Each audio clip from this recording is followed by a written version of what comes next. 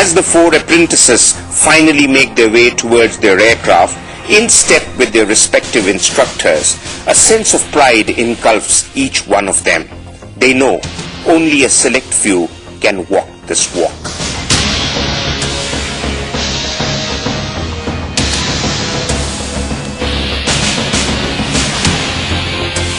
In keeping with all standard operating procedures, the pilots run a quick scan over their aircraft before climbing on board for the cockpit checks.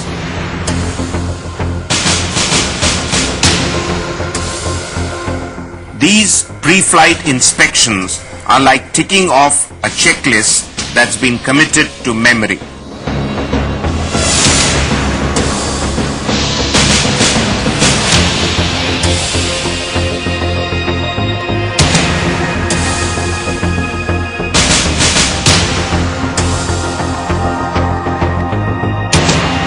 And while it's a matter of habit for the seniors, the younger ones are in the process of internalizing a routine that will stay with them for as long as they fly these birds.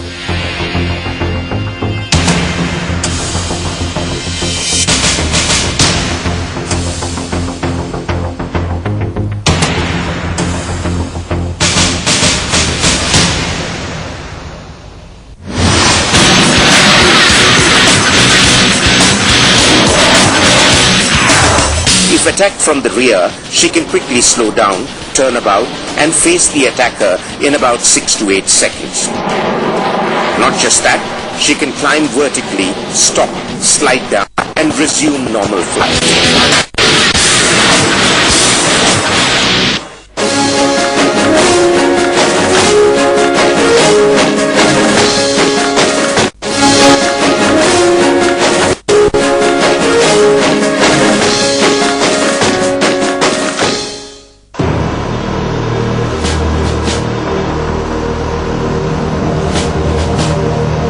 It's a nervous wait for both the flying officers as they wait to take off in their Sukhois for the first time.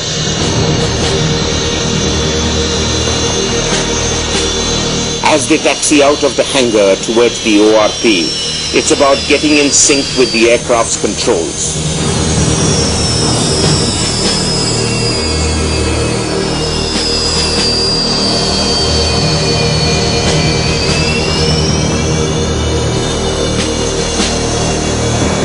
They must have done it several times over in their heads, but this is the real thing. And although if things go wrong, the senior pilot can always take over the aircraft from the rear cockpit, performance anxiety is only but natural.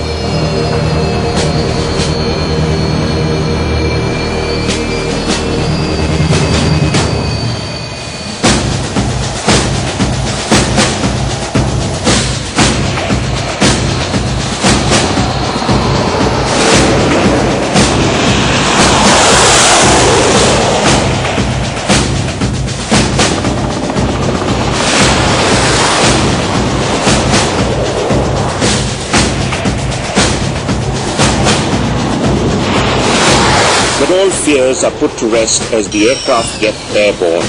It's a perfect takeoff.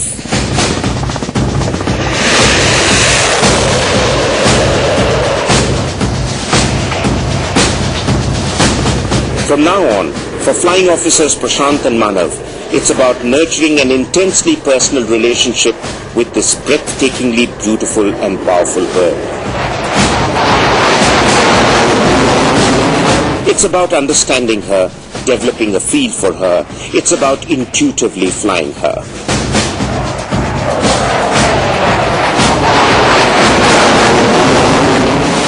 It's about exploring the Sukhoi 30 MKI at the limits of her operating envelope, learning to maneuver her at low speeds and buffer margins with least reference to cockpit instruments.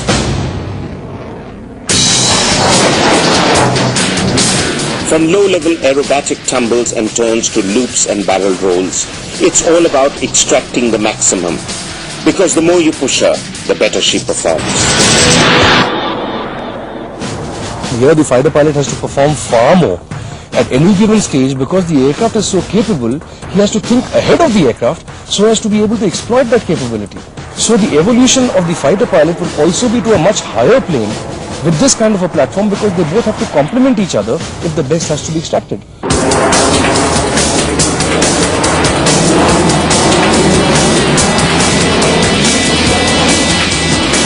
While the two ab initio pilots explore the Sukhoi 30 MKI's amazing agility in air, squadron leaders Tarun and Sumit are battling it out against each other in a simulated one-against-one combat sortie.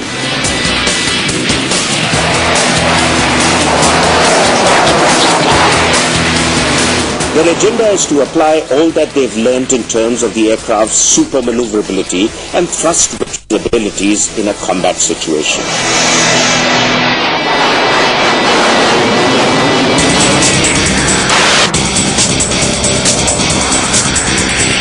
In any air combat, the thumb rule is to assume a position in space, where while the enemy is within your target range, you're always beyond the enemy's reach.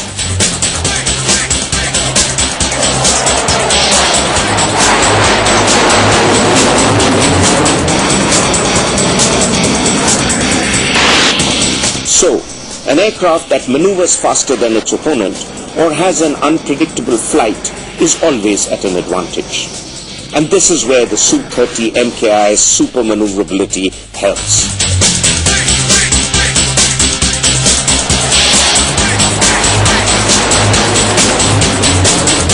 It's a concept where the maneuverability of the aircraft is enhanced dramatically at low speeds and low power margins.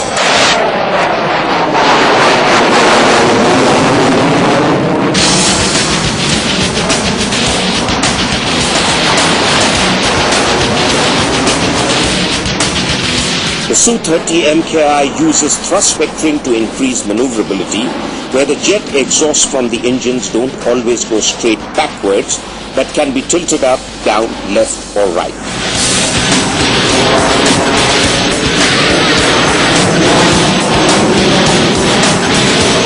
For instance, if attacked from the rear, she can quickly slow down, turn about and face the attacker in about 6 to 8 seconds. Not just that, she can climb vertically, stop, slide down and resume normal flight. This is unheard of in conventional fighters, especially at decreasing speeds and power margins.